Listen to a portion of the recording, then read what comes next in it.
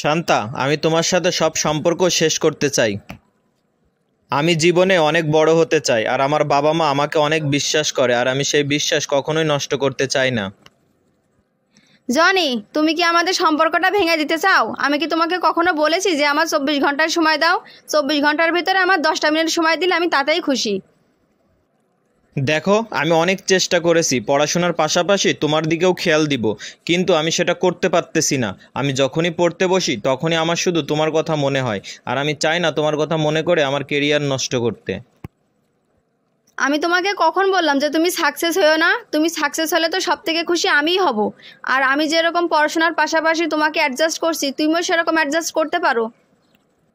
দেখো, আমি কোনোভাবেই অ্যাডজাস্ট করতে পারতেছি না। দেখো, তুমি কত সহজে বলে দিচ্ছ যে তুমি পারছো না, আর আমি তোমাকে কত ভালোবাসি যে আমি তোমাকে ভুলে যেতে পারছি না।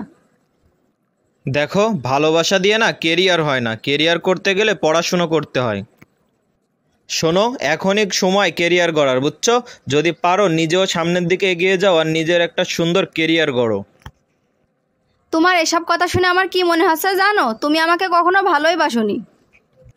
দেখো শান্তা, আমি তোমাকে অনেক ভালোবাসি, কিন্তু আমার কাছে ভালোবাসার থেকে কেরিয়ার বেশি গুরুত্বপূর্ণ। তুমি এত টাকা টাকা করে পাগল হচ্ছে কেন? আমি তো তোমার সাথে আছি, তাই না?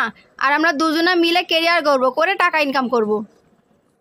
দেখো, আমার পরিবারের অবস্থা কেমন সেটা তো তুমি খুব ভালো করেই জানো, আর আমি কারোর উপরে ডিপেন্ড হতে চাই না। আমি নিজের উপরে ডিপেন্ড করে সব কিছু করতে চাই, বুঝছো? এখানে ডিপেন্ড করার কথা আসছে কোথা থেকে? আর আসল লাইফ পার্টনার তো সেই যে সুখ দুঃখে পাশে থাকে। তুমি একটু চুপ থাকো, হ্যাঁ? তোমাকে বুঝাইতে বুঝাইতে আমার মাথা খারাপ হয়ে যাচ্ছে। আমি যদি লাইফে টাকা কামাই না, তা তোমার মতো মেয়ে হাজারটা আমার পিছনে ঘুরবে। তুমি আমার মতন মেয়ে হাজারটা পাবে, ঠিক আছে, কিন্তু সে তোমাকে ভালোবাসবে না, তোমার টাকাকে ভালোবাসবে। আমার মতন ভালোবাসা তুমি জীবনে কখনো পাবে না, আর তখন তুমি আমার কথাই মনে করবে। আচ্ছা, তুমি এটাই চাও তো যে আমি তোমার লাইফ থেকে সরে যাই? আচ্ছা ঠিক আছে, আমি আর জীবনে কখনো তোমাকে ডিস্টার্ব করব না। গুড বাই, ভালো থেকো।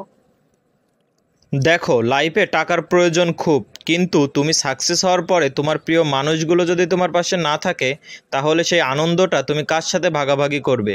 আজকের গল্পটা কেমন লাগলো কমেন্ট করে জানাবে।